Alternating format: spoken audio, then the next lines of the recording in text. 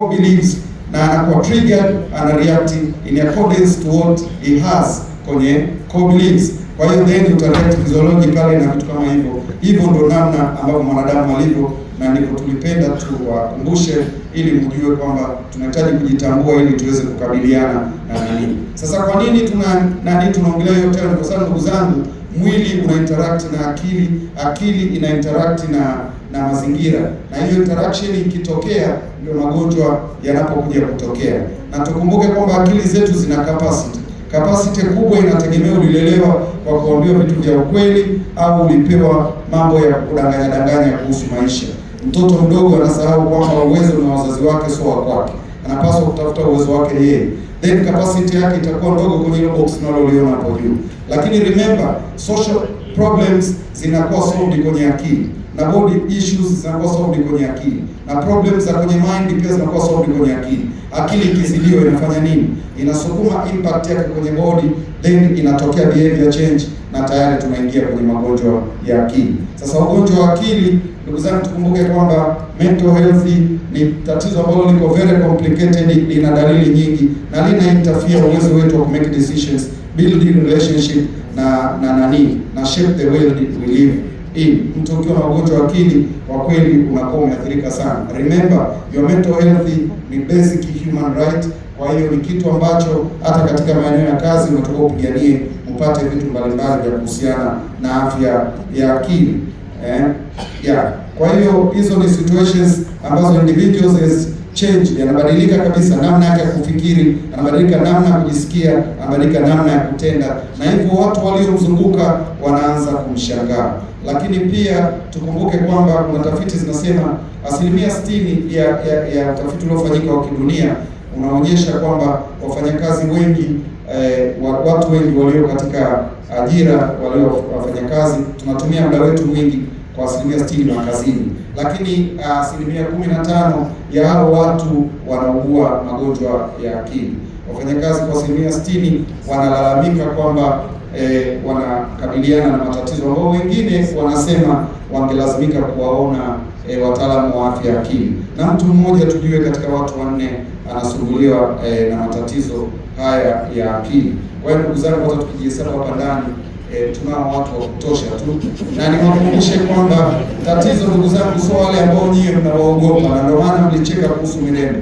Tatizo sio wale tunaoogopa, tatizo ni mimi na wewe ambao tunafikiri sisi ni wazima, lakini ukweli ni kwamba sisi wenyewe ndio tunaumwa, na ndio maana makazini mwetu hatuelewani, ndio maana kwenye familia zetu hatuelewani. Ni kwa sababu tuna shida za akili, shida ya aina fulani ambayo inatusumbua.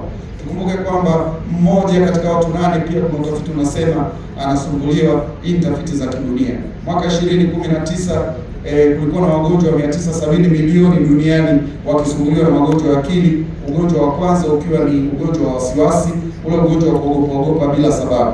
Ugonjwa wa pili ni sonona, ugonjwa ambao unapoteza furaha na interest ya kufanya kazi au kufanya vile vitu ambavyo ulikuwa umezoea kuvifanya. Kwa hiyo tujue mental disorders, ndugu zangu, may be caused by environmental triggers. Kwa hiyo unaweza ukawa ulirithi, kwa sababu magonjwa ya akili kwa 80% ni ya kurithi, lakini 20% ni mazingira. Lakini kumbuka hata ile 80% ulorithi inatakiwa iwe trigger na environment, ndio mtu anaweza kuugua. Pamoja na kwamba environmental trigger inahusika, lakini watu waliotoka kwenye poverty, violence, disability and inequity wanakuwa kwenye riski zaidi ya kusumbuliwa na matatizo haya. Na hivyo ndugu zangu, tuongelee mambo haya. Kwa mfano violence kama hizi zilizotokea juzi, katika mazingira ya kawaida watu wanajua imepita, lakini kwa sisi wataalamu wa akili tunajua kwamba haijapita. Kuna athari imetokea, na athari hii itakuja kuonekana baadaye kidogo. Kwa hiyo tukumbuke early warning signs kama hizo, mabadiliko ya tabia ni sema. Maana unaweza kuuliza baadaye, mtu mwenye ugonjwa wa akili utamjuaje? Ni mabadiliko ya tabia. Mlimzoea yuko namna hii, ghafla kubadilika. Kutoka kwa na faulu amefeli. Alikuwa anaongea sana, sasa mkimya. Alikuwa mkimya sana, sasa mwongeaji sana. Alikuwa anashirikiana na watu, sasa anajitenga. Hivyo ni vitu ambavyo tunaweza kuvitumia.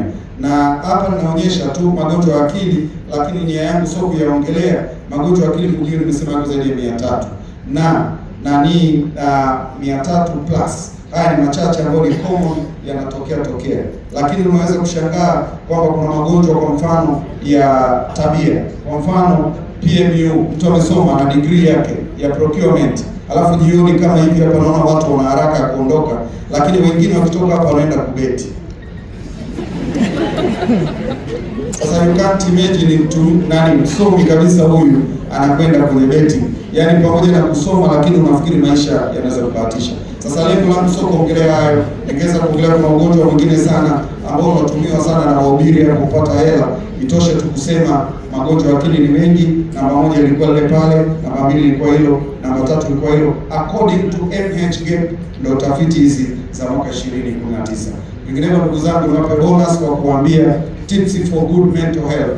Cha kwanza, make sure in your life you are active. Make sure you are active. Nimeona watu wengine hapa kupanda ngazi wanapata shida sana. Lakini kingine, eat health. Ukiona kama wewe ukiona chakula unachanganyikiwa, basi uje utuone tukusaidie kurekebisha hili tuko na shida ya akili. Lakini kingine ndugu zangu, lala usingizi wa kutosha. Lala usingizi wa kutosha, na usingizi wa kutosha ndugu zangu ni masaa 7 hadi 8. Ukiakosa hayo usiseme bosi wangu ananipa kazi nyingi. Sijui kitu gani. Sijui kitu gani. Ukiakosa hayo manake hasara umepata wewe. Lala muda wa kutosha.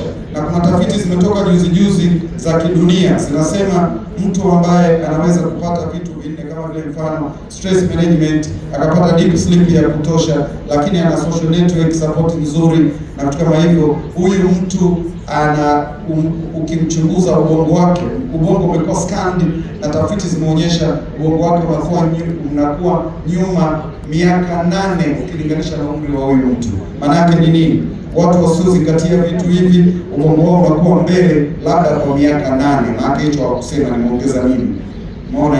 Kwa hiyo maana yake ni nini? Tuna watu wengi ambao wanafikiri wao ni wazee na wengine wanawaita wenzao ni wazee, lakini mimi wanapata mashaka sana. Hao watu ni wazee au wamechakaa? Kwa sababu kuna kuchakaa na kuna kuzeeka. Kitu kingine ndugu zangu, kwenye kulala vizuri, maana yake lala masaa niliyosema, lala chumba chenye giza, lakini pia lala chumba kisicho na sauti yoyote. Lakini bahati mbaya sana watu wana redio nyumbani, wana mute system kwenye master bedroom, wana television kwenye master bedroom, na bedroom imekuwa kama ni sitting room, kwa hiyo ni shida. Na wengine wanasema kwamba tafanyaje bwana, uwezo wangu ni chumba na sebule. Mimi nafikiri mtu angeanzia kwenye kusema ni kwa nini nina chumba na sebule na sina nyumba ya kutosha. Kama PMU unakuwaje na chumba na sebule? Na wewe umesoma mambo yako. Na kitu kingine ndugu zangu ni avoid substances. Wale wanaokunywa pombe, siogopi sana labda kuambia si muhimu sana kusema labda acha pombe kama unaweza acha. Lakini wale wanaotumia pombe wanashauriwa watumie irregular. Usiseme kwa vile mimi PMU sana na hela takunywa bia 2 kila siku zinatosha. Ukifanya huo utaratibu maalum ndugu yangu, mirembe inakuhusu. Lakini ukinywa leo bia 5, kesho 2, ukapumzika siku 5, ukanywa 1, ukapumzika siku ngapi, ukanywa ngapi, hakuna siku utalazwa kwa ajili ya matumizi ya pombe. Lakini sigara unatakiwa uache, na dawa zingine zote za kulevya unatakiwa usizitumie. Lakini kingine cha mwisho ndugu zangu, stay connected with your friends. Hiyo ni muhimu sana, marafiki, vikundi vyetu vile, wakina mama ongereni sana kwa mambo yenu yale ya kukutana na nini. Lakini pia nina mashauri kwa mama mwepuke ile mikopo kausha damu, kwa sababu mama wengi sana. Vinginevyo ndugu zangu, nashukuru kwa kunisikiliza. Nimeenda haraka haraka, sijui kama mmepata kitu. Asanteni sana.